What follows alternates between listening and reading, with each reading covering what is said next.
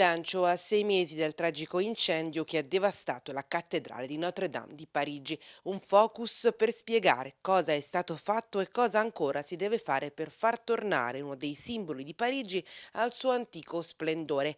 L'iniziativa organizzata dall'Institut Français Italia è realizzata nell'ambito dei dialoghi del Farnese e rappresenta un significativo esempio di cooperazione franco-italiana su un progetto che ha toccato tutto il mondo.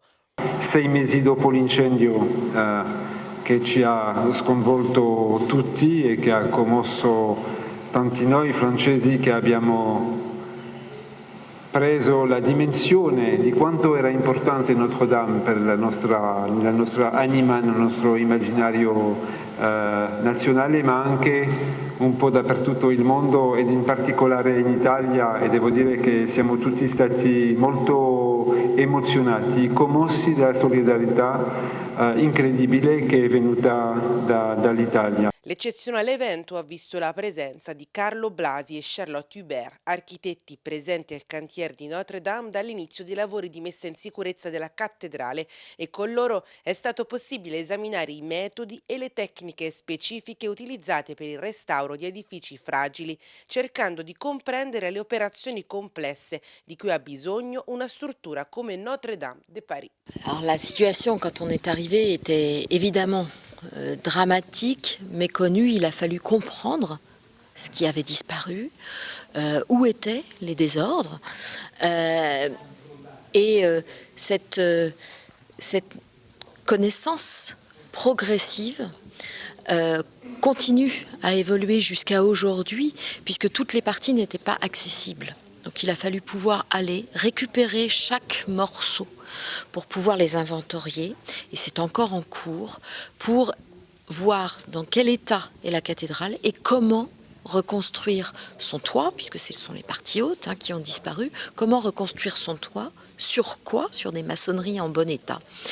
C'est toujours en cours, c'est de mieux en mieux connu pour pouvoir établir un diagnostic et faire un projet qui est annoncé au milieu de l'année 2020. Diciamo che in questo momento la grossa difficoltà è il ponteggio che era stato costruito per restaurare la flèche, la guglia, perché il ponteggio è in parte fuso, in parte aggrovigliato. Non è facile smontarlo, per smontarlo bisogna tagliarlo a pezzi, almeno la parte fusa, perché tutti i nodi sono fusi, quindi va tagliato a pezzi, tutti i pezzi sostenuti da delle gru portati via, con gli operai che lavorano sospesi a delle gru, quindi lei capisce l'estrema difficoltà di fare queste operazioni. In più questa operazione di smontaggio di questo ponteggio, che è necessario per poter pulire tutto il legname bruciato che è sopra le volte, perché se non si leva il ponteggio che c'è sopra, il legname sotto non si può togliere, perché anche il legname deve essere sollevato. Allora, per fare questa operazione di montaggio, tutta la cattedrale va messa in sicurezza, perché noi non sappiamo esattamente che cosa succede quando si va a tagliare un pezzo del ponteggio.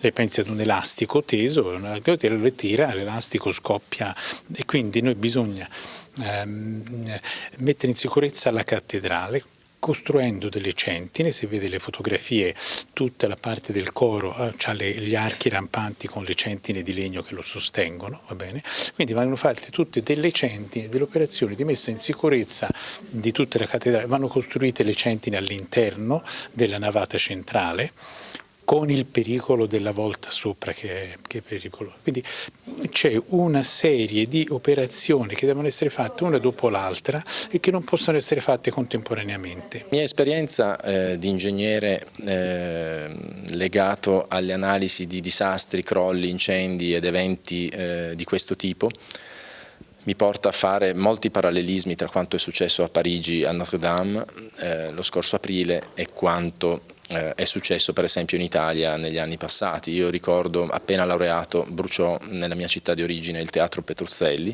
nel 1991, seguito dal Teatro La Fenice 5 anni dopo a Venezia, e dal grande incendio di Torino, quando io ero già a Torino, del 1997, della cupola di Guarino Guarini. Ci sono molte analogie tra questi incendi e quello che è successo a Parigi.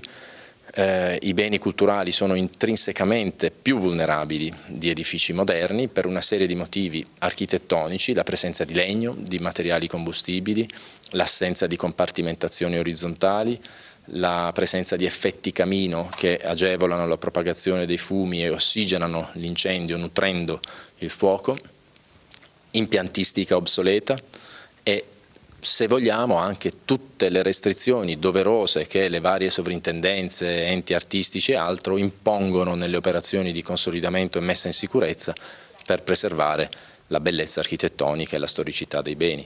Tutto questo rende complicato gestire la sicurezza di questi beni.